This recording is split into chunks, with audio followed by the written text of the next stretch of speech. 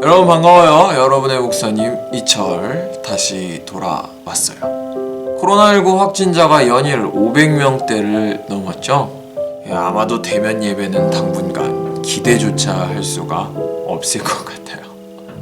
이번 주부터 크리스마스 전까지 이 아기 예수님의 탄생을 기다리는 절기인 대강절이 시작돼요. 원래대로라면 크리스마스 준비로 떠들썩 했어야 하는데 교회가 조용하니 느낌이 좀 이상하네요. 상황이 더 나아져서 다시 모여 예배하는 날이 속히 오기를 같이 기도합시다.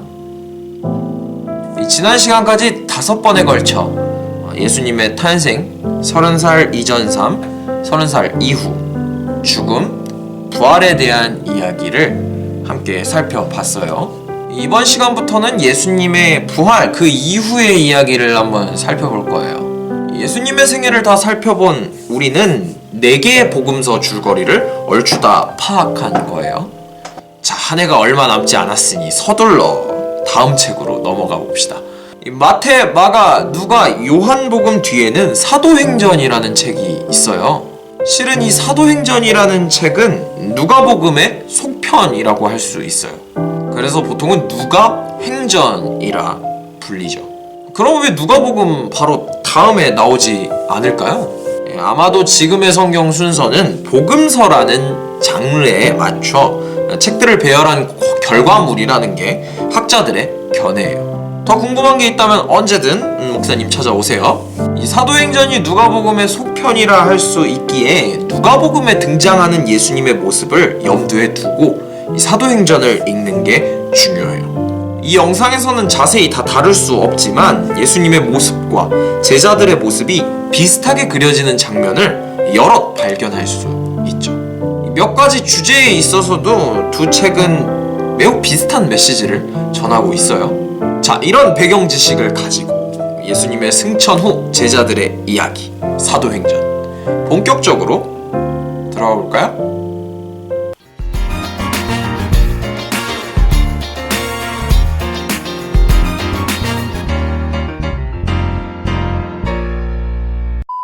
부활하신 예수님께서는 동해 번쩍 서해 번쩍 부활하신 몸으로 여러 번 제자들을 찾아가셨어요. 찾아가셔서 제자들에게 말씀하신 것 중엔 성령에 관한 약속이 있었어요. 얼마 지나지 않아 성령이 너희에게 임하실 거라는 약속이었죠. 응? 성령? 이것도 설명하려면 한참은 필요하니 좀 이따가 자세히 설명할게요. 부활하신 예수님과 함께하는 시간도 잠시 때가 되어 예수님께서 승천하셔야 할 시간이 되었어요. 부활하신 몸 그대로 예수님께서는 하늘로 승천하셨죠. 승천하시면서 제자들에게 이렇게 말씀하시는데, 때와 시기는 아버지께서 자기의 권한에 두셨으니 너희가 알 바 아니요 오직 성령이 너희에게 임하시면 너희가 권능을 받고 예루살렘과 온 유대와 사마리아와 땅끝까지 이르러 내 증인이 되리라 하셨어요.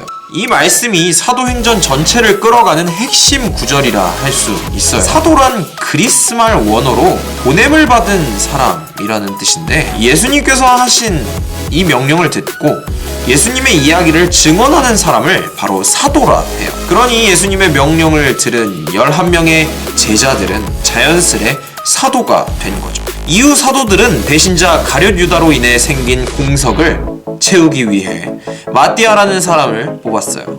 이로써 다시 12명의 사도가 된 거죠.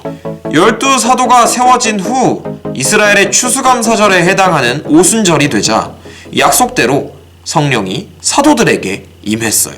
자, 이쯤에서 성령님을 설명해야겠군요. 천지를 지으시고 주관하시는 절대자, 그러니까 전지전능하시고 영원불멸하시고 무소부재하시고 세상의 모든 장엄하고 위대한 수식어가 다 붙는 그분이 바로 성부 하나님이세요. 이 하나님과 우리 인간 사이엔 엄청난 질적 차이가 있는데, 우리가 죄를 짓는 인간인 이상 그분을 뵐 수도 없을 뿐더러 머리로 다 파악할 수조차 없어요. 그래서 하나님께서 친히 무한의 영역에서 유한의 영역으로, 신비의 영역에서 인식의 영역으로, 전능의 영역에서 무능의 영역으로, 신의 영역에서 인간의 영역으로 다가오셨는데, 그분이 바로 예수님이세요. 그러나 예수님은 역사상 딱 한 번 2000년 전 유대 베들레헴에서 나셨다가 33년 살다가 예루살렘에서 돌아가셨죠. 그래서 시간을 초월해 예수님의 삶과 죽음과 가르침을 우리에게 깨우쳐 주시고 언제든 우리가 성부 성자께 연결될 수 있도록 도우시는 분, 그분이 바로 성령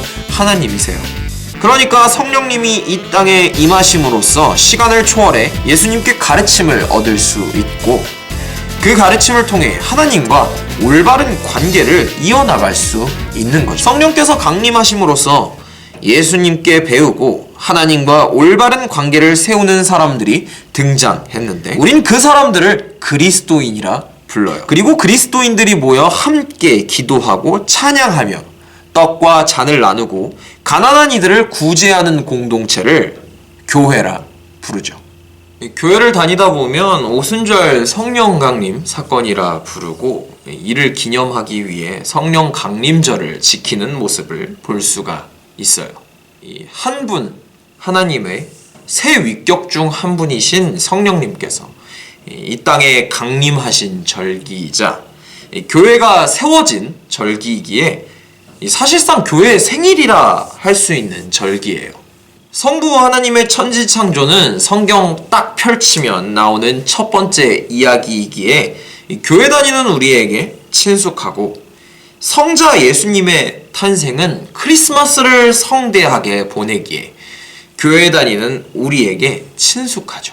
그런데 이상하게도 교회를 다니는 우리에게 성령 하나님의 강림은 친숙하지 않아요. 성령 하나님께서 강림하지 않으셨다면 교회는 탄생할 수 없었을 거예요. 그리고 성령 없이 우리는 감히 하나님께 예수님의 이름으로 기도할 수도 없었겠죠. 성경을 읽고 예수님을 깨우칠 수도 없었을 거예요. 이 말을 달리하면 이렇게도 말할 수 있을 것 같아요. 성령 하나님 없이 교회는 있을 수 없어요. 여러분은 교회가 뭐라고 생각하시나요? 예배당? 설교하시는 목사님과 듣는 성도들? 이 정장 입고 근엄하게 서 계시는 장로님들? 예배하는 곳?